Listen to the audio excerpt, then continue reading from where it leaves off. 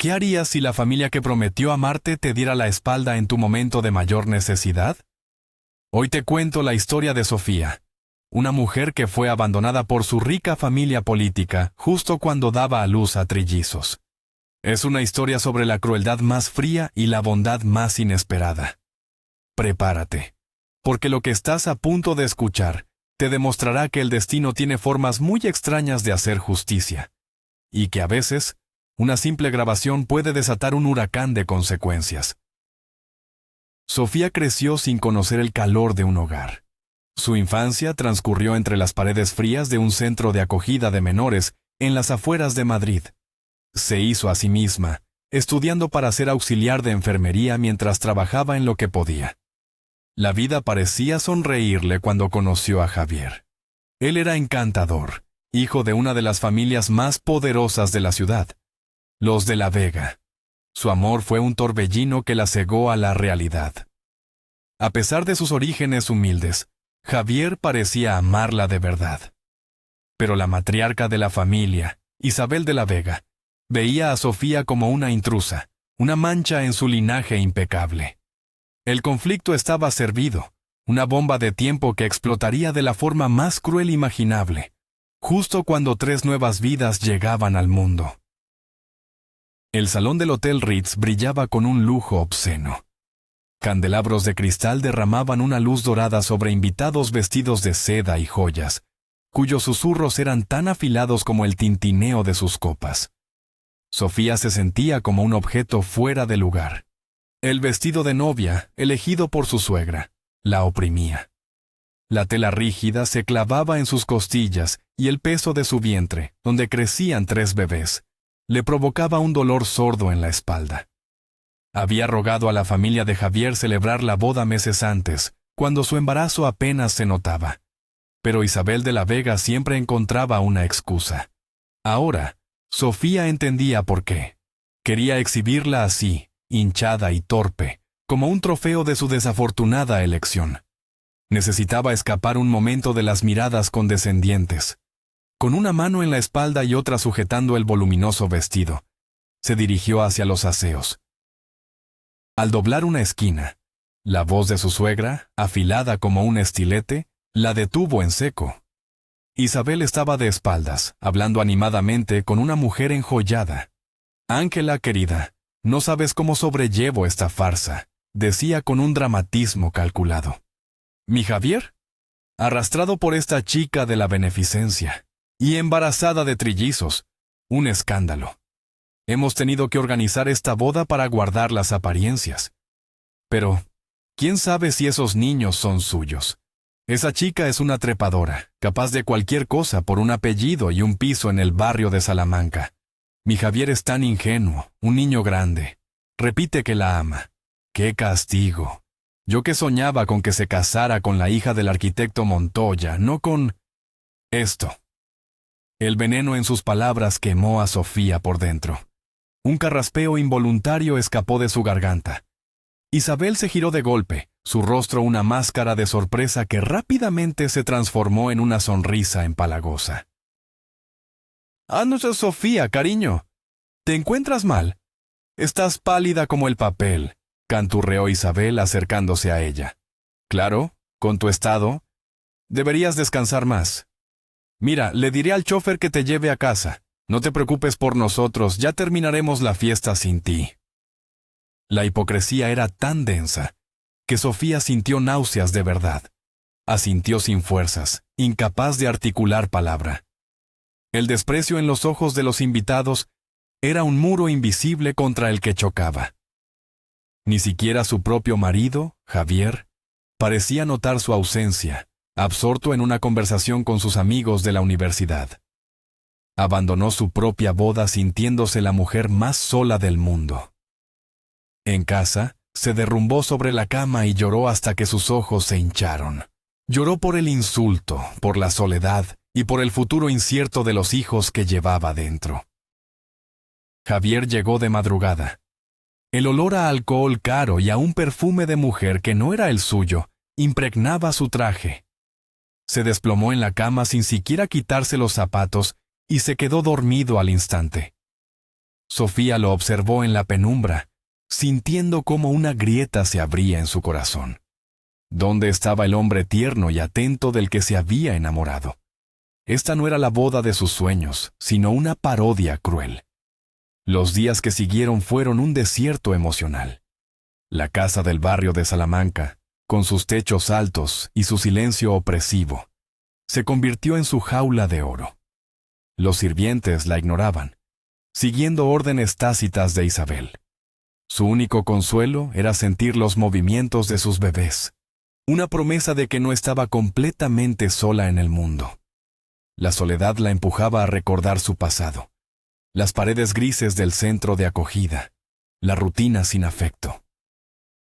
Pensaba que había escapado de todo eso, pero ahora se sentía más huérfana que nunca. Ella recordaba con una claridad dolorosa el día que le contó a Javier sobre el embarazo.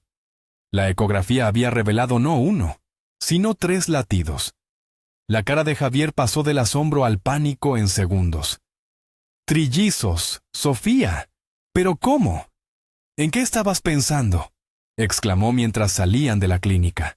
«Mis padres me van a matar. ¿Dónde vamos a vivir? Mi padre me prometió un piso cuando me casara, pero ahora...». Sofía, con las hormonas a flor de piel, rompió a llorar.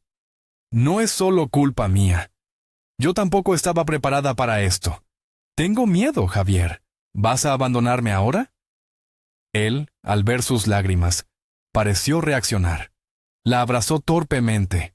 «No, claro que no. Son mis hijos. Nos casaremos. Lo arreglaremos todo». Pero sus palabras sonaban huecas, como un guión aprendido. La visita a sus padres fue una pesadilla.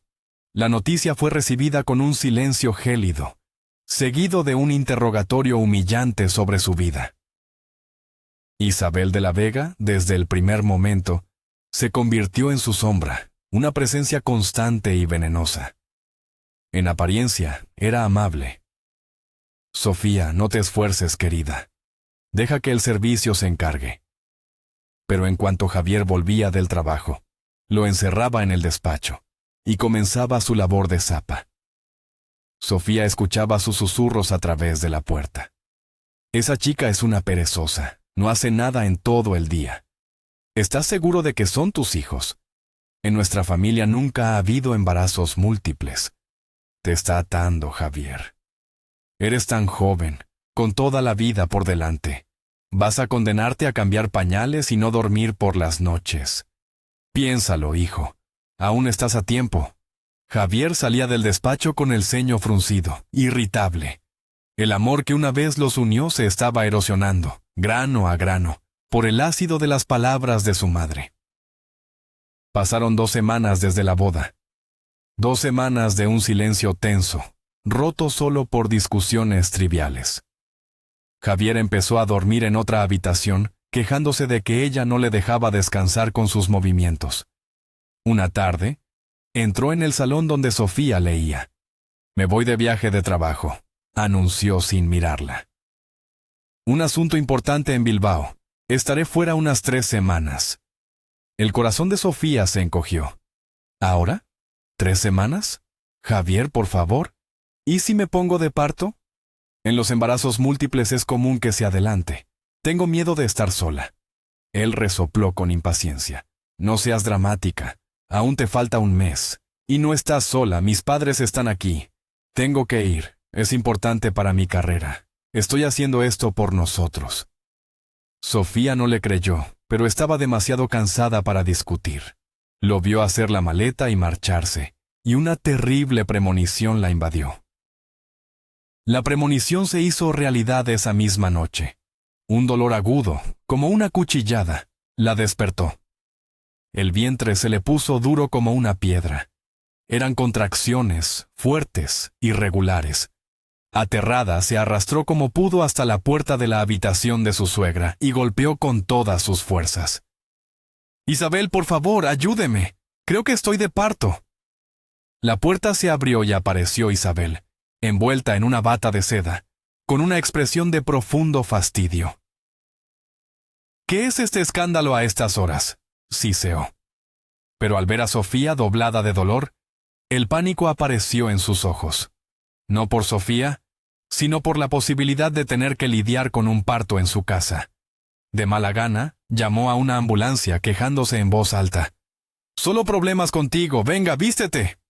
Sofía fue trasladada al Hospital La Paz sola y aterrorizada. En el hospital, los médicos lograron detener el parto prematuro. «Amenaza de aborto», sentenció el ginecólogo. «Debe quedarse ingresada en observación hasta el día del parto. Reposo absoluto». Sofía se aferró a su móvil, intentando llamar a Javier, pero su teléfono estaba siempre fuera de cobertura o apagado. Llamó a la casa de sus suegros. Nadie contestó. Los días se convirtieron en una tortura de soledad y ansiedad.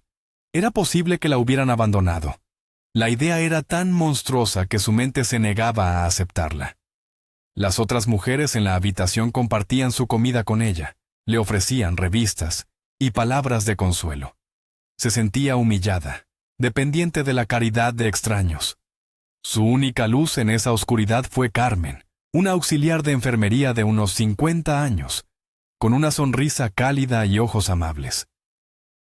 Carmen se dio cuenta de la soledad de Sofía. Le traía caldo casero. Se sentaba con ella en sus descansos y la escuchaba. «Ese marido tuyo es un sinvergüenza», decía sin rodeos. «No te preocupes, niña.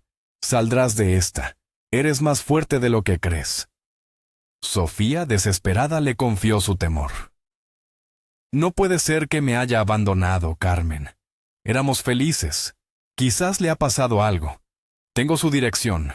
¿Podrías ir y dejarle una nota? Por favor, necesito saber». Carmen suspiró, viendo el dolor en los ojos de la joven. «Está bien, lo haré. Pero no te hagas ilusiones, bonita». Al día siguiente, Carmen volvió de su turno con el rostro sombrío. La esperanza que Sofía albergaba se desvaneció al ver su expresión. Se sentó al borde de la cama, preparándose para lo peor. «Fui a la dirección que me diste», comenzó Carmen en voz baja. «Un palacete en el barrio de Salamanca. Esperé fuera. Y lo vi salir. Tu Javier, vivito y coleando». Sofía contuvo el aliento. Estaba con una mujer, una rubia muy elegante. Se subieron a un deportivo. Me acerqué, le dije que tenía una nota de tu parte. Me miró como si fuera un bicho raro, miró a la mujer y dijo, «Se equivoca de persona. No conozco a ninguna Sofía». Y eso no es todo. Rompió tu nota en 1000 pedazos y la tiró al suelo. «Lo siento, niña». Por sus ojos supe que mentía. «Pero te ha abandonado. Esa familia es gentuza». En ese preciso instante, Sofía sintió un dolor agudo y un torrente de agua caliente entre las piernas. Había roto aguas. El shock y el dolor la habían empujado al parto. «¡Carmen!», gritó. «¡Vienen!». La mujer reaccionó al instante. «Tranquila, voy a por el médico. Respira hondo, cariño». El parto fue un torbellino de dolor, esfuerzo y miedo, pero gracias a la pericia del equipo médico, todo salió bien. No necesitaron cesárea. Uno tras otro, llegaron al mundo 2 niños y una niña. Pequeños, arrugados y ruidosos. Daniel, Lucas y Lucía. Al verlos, Sofía lloró. Lloró de alegría, de alivio y de una profunda tristeza. Eran lo más hermoso que había visto en su vida. Pero estaba sola. ¿Cómo iba a cuidar de 3 bebés ella sola? Aún guardaba una pequeña esperanza. Quizás Javier recapacitaría. Quizás vendría a buscarla al hospital. Pero los días pasaban y el silencio era su única respuesta. El alta hospitalaria se acercaba y el pánico se apoderaba de ella. No tenía ropa para los bebés, ni cunas, ni siquiera una forma de llevarlos a su minúsculo apartamento en Lavapiés, que ahora estaba alquilado. Una vez más, acudió a Carmen, su único apoyo. «No sé qué hacer, Carmen. Me dan el alta pasado mañana. Tengo que echar a los inquilinos, pero no tengo ni cómo llevarme a los niños. Siento que me ahogo». La auxiliar la abrazó con fuerza. «Escúchame, no te vas a ahogar. Mañana llamaré a tus inquilinos y les explicaré la situación, y para recogerte, le pediré a mi hermano Mateo que venga. Tiene coche. Te traerá flores y globos.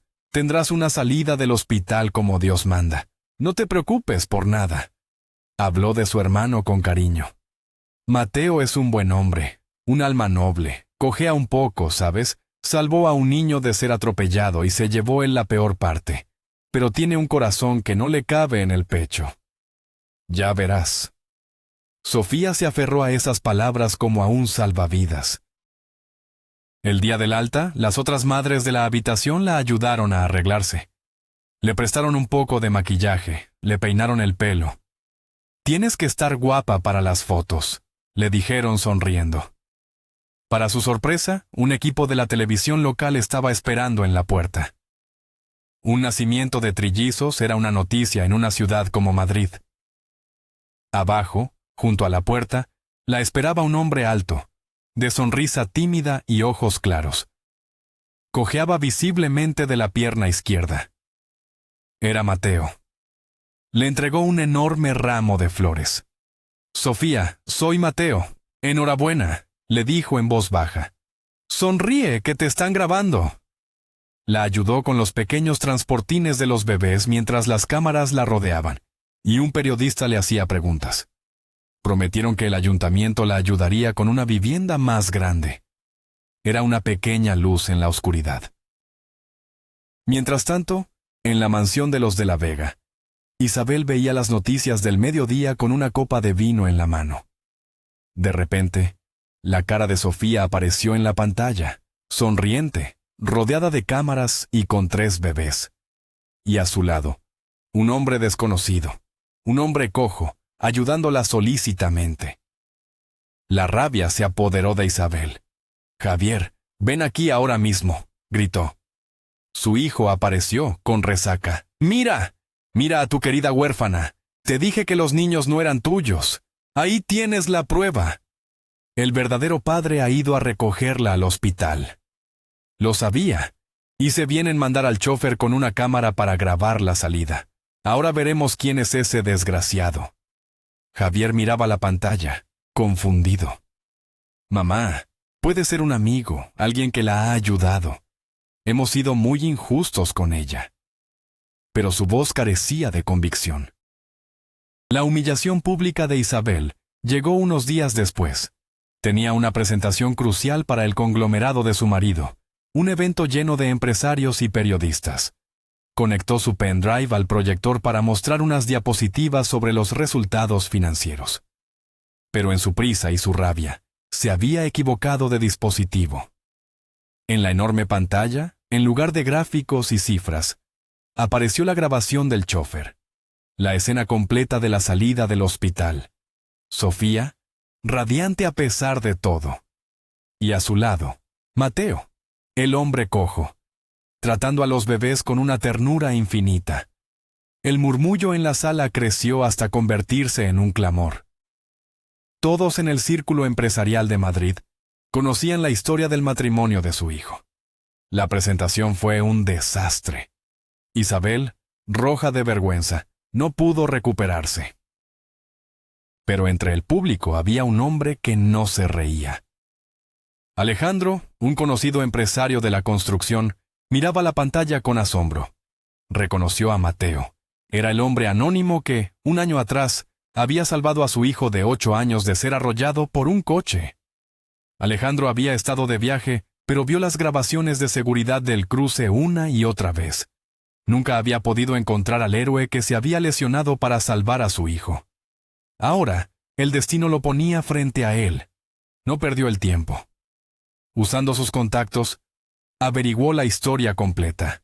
El abandono, los trillizos, la dirección de Sofía. Compró pañales, juguetes y ropa para los bebés y se presentó en el pequeño apartamento de Lavapiés. Quería conocer a la mujer que este héroe estaba ayudando. Sofía abrió la puerta, pálida y agotada. El apartamento era un caos de pañales y biberones. El llanto de los bebés era la banda sonora de su vida. Se sorprendió al ver a un desconocido elegante en su puerta. «Perdone, ¿qué desea? Tengo prisa, los niños», empezó a decir. Alejandro le entregó las bolsas. «Soy Alejandro, no quiero molestar. Solo una pregunta. El hombre que la recogió del hospital, ¿cómo puedo encontrarlo? Lo busco desde hace un año. Sofía, conmovida por el gesto, le explicó quién era Mateo y le dio la dirección de Carmen. Es un hombre maravilloso. Él y su hermana son los únicos que me han ayudado. Sin ellos, no sé qué habría hecho. Mi exmarido nos abandonó. La gratitud y la tristeza se mezclaban en su voz. Alejandro encontró a Mateo en su modesto piso de Carabanchel. Cuando le explicó quién era y por qué lo buscaba, Mateo se sintió abrumado. No fue nada. Cualquiera habría hecho lo mismo, dijo, restándole importancia. Alejandro no estaba de acuerdo. Salvaste a mi hijo. Estoy en deuda contigo de por vida. Dime, ¿en qué trabajas? Mateo, con vergüenza, admitió que trabajaba como vigilante nocturno. Una antigua acusación falsa en su anterior empresa y su cojera le habían cerrado muchas puertas. Eso se acabó, dijo Alejandro con firmeza. Te ofrezco un puesto de gerente en mi compañía. Te lo has ganado. Y por cierto, he oído que Sofía necesita un cochecito para trillizos. Déjamelo a mí. Considera que es un pequeño adelanto de tu primer sueldo. Mateo no podía creer su suerte. Por primera vez en años, el futuro parecía brillante. La vida de Sofía y Mateo cambió radicalmente. Con su nuevo sueldo, Mateo pudo ayudar a Sofía de verdad. El cochecito de trillizos que les regaló Alejandro fue una bendición, haciendo que los paseos por el parque fueran posibles. Poco a poco, la amistad entre Sofía y Mateo se transformó en algo más profundo. Él era la antítesis de Javier, amable, responsable, fuerte. La ayudaba con los bebés, la escuchaba, la hacía reír. El dolor de la traición de Javier empezó a sanar, reemplazado por un afecto tranquilo y seguro. Los niños adoraban a Mateo. Cuando balbuceaban sus primeras palabras, una de ellas sonaba muy parecida a papá, cuando él estaba cerca. Sofía finalmente solicitó el divorcio. La notificación del juzgado fue el golpe final para Javier, quien corrió a refugiarse en las faldas de su madre. «Mamá, se acabó. Sofía pide el divorcio», gritaba Javier. «Tú me dijiste que volverías suplicando. ¿Qué hago ahora?» Isabel, cuya reputación y negocios habían caído en picado tras el escándalo de la presentación, estaba más amargada que nunca. «¿Y todavía piensas en esa trepadora?», espetó. «Está claro que te engañaba. Ese cojo es el padre, y ahora que le va bien, se deshace de ti. Olvídala». Pero Javier no podía. La echaba de menos.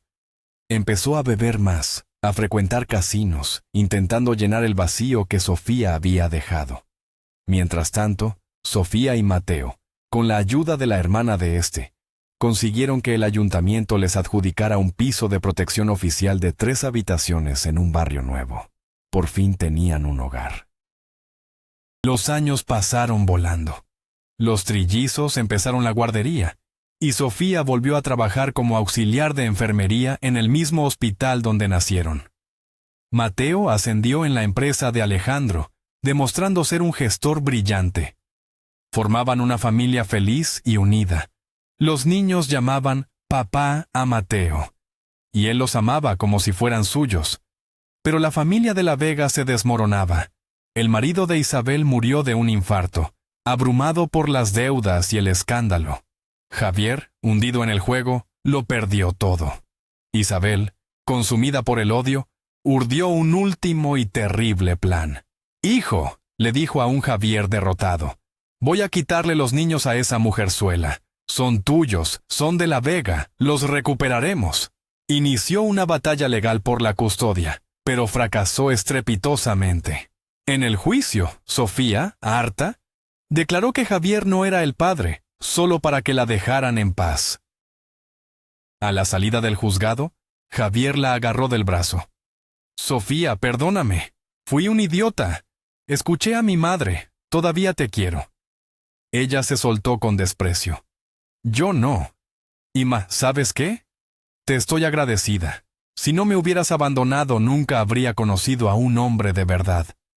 Adiós, Javier». se marchó con la cabeza alta, dejándolo solo con su miseria. Derrotada y al borde de la locura, Isabel recurrió a la única gente que podía ayudarla: los acreedores de su hijo, gente peligrosa del AMPA de Madrid. Les contó una mentira: que la exmujer de su hijo era rica y que podrían obtener un rescate cuantioso si secuestraban a los niños. Su único objetivo era hacer sufrir a Sofía. El veneno la había consumido por completo. Una tarde soleada, Sofía recogió a los niños de la guardería y los llevó al Parque del Retiro para jugar. Mientras buscaba su móvil en el bolso para llamar a Mateo, se distrajo un segundo. Fue suficiente. Un grito de otra madre la alertó. Vio cómo dos hombres con capuchas subían a sus hijos a una furgoneta oscura y aceleraban. El mundo se detuvo. Un grito desgarrador salió de su garganta. ¡Mis hijos! ¡Han secuestrado a mis hijos! La gente corría. El caos se desató. Pero la furgoneta ya había desaparecido. Sofía se desplomó, víctima de un ataque de histeria. Cuando Mateo la encontró en el hospital, estaba sedada, repitiendo una y otra vez: «Encuéntralos, Mateo, por favor. Encuéntralos. Me muero sin ellos». La policía inició la búsqueda, pero Sofía sentía que debía hacer algo. Recordó vagamente algunos números de la matrícula de la furgoneta. Ese dato fue crucial. Rastrearon el vehículo hasta una carretera secundaria en la Sierra de Guadarrama, donde la señal se perdía. A pesar de su estado, Sofía le suplicó a Mateo que la llevara allí. «Mi corazón me dice que están cerca. No puedo quedarme aquí esperando». Recorrieron pueblos y aldeas, mostrando fotos de los niños, pero nadie había visto nada. La noche caía y Mateo intentó convencerla de volver. «No me iré sin ellos», dijo ella con una determinación feroz. Cuando ya se marchaban, vieron una luz lejana en el bosque, una pequeña cabaña. El corazón de Sofía dio un vuelco. «¡Ahí!», gritó. Se acercaron a la cabaña. Un guardabosques anciano salió al oír el ruido. Escuchó su historia desesperada. «Hay un viejo refugio en los pantanos», dijo pensativo.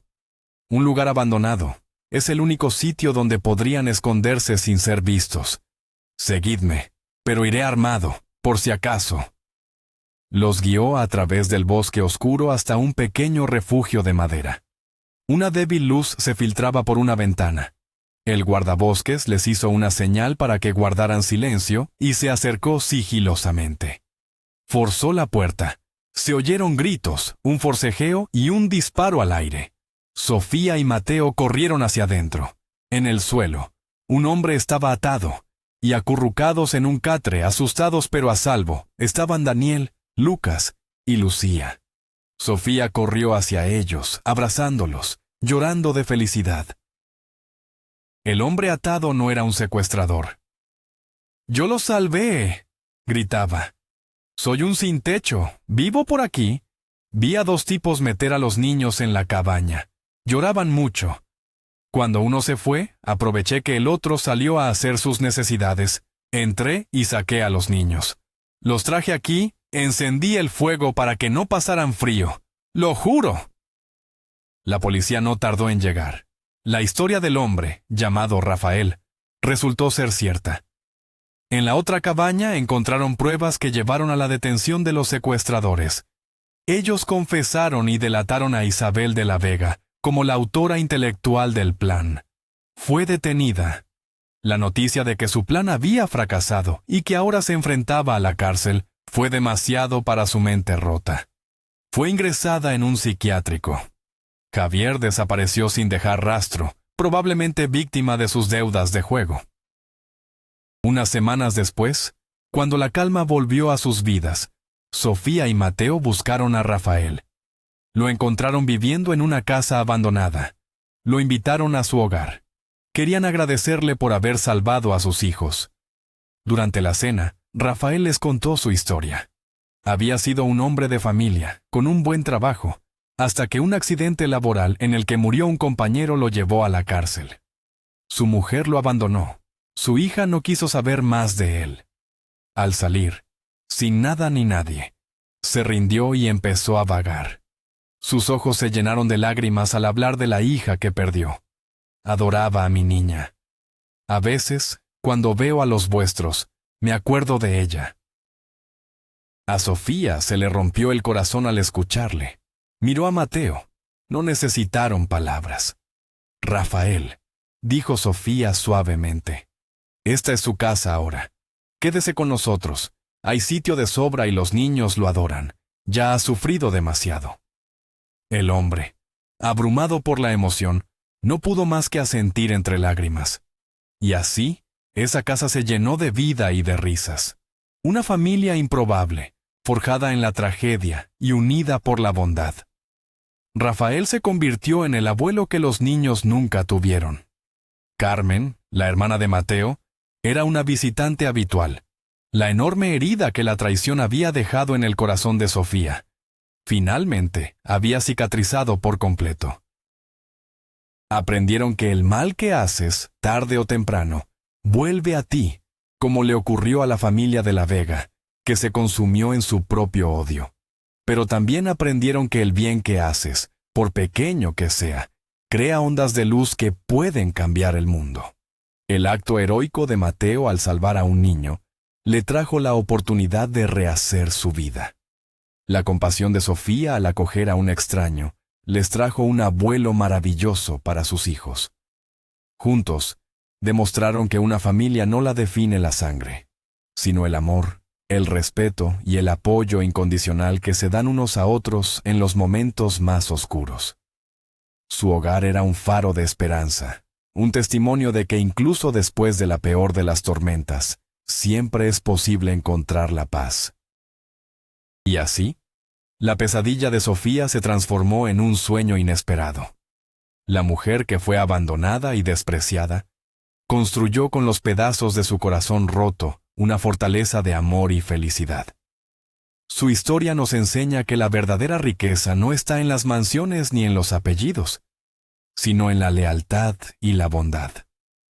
A veces, las peores traiciones nos abren la puerta a las mayores bendiciones.